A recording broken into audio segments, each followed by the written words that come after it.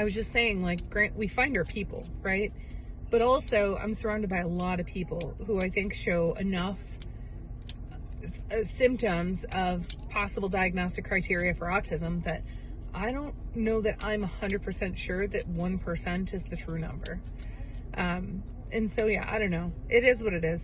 You know, whatever the number is of neurodivergent people, it's not relevant to me. But I do think of, like, growing up, if it wasn't, this is how you need to be successful, and it was more so giving me the space and allowing me to be me.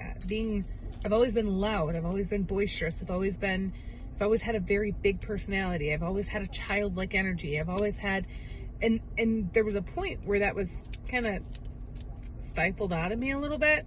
And to some degree, I've never lost it, because the older I got, the more confident I got, and the less I needed to feel like I needed to fit in somebody else's box, because I had already started unraveling a lot of the masking autism behaviors before even getting a diagnosis, before even thinking, oh crap, I might be, autistic. I realized that certain things were exhausting for me and that it didn't feel good for me.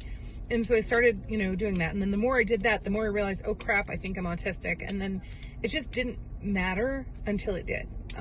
But so my point was, if we lived in a world that was more accommodating, that let people be big when they were big, and let people who couldn't handle being big handle that however they needed to handle that. Let me be exhausted and leave a family party early if I need to. One of the things that's so exhausting to me in social situations is the inability to make small talk. And it's funny because it's been a part of every job I've ever had, but that's also why I've only done well in circumstances where I could be very task oriented. If I have to worry about what to say or how to say it, I'm screwed. So I rely on what in the autistic world we call our emotional support extrovert to do a lot of that for me, right? They sit there, they have conversations. I stand next to them. Nobody even knows the difference.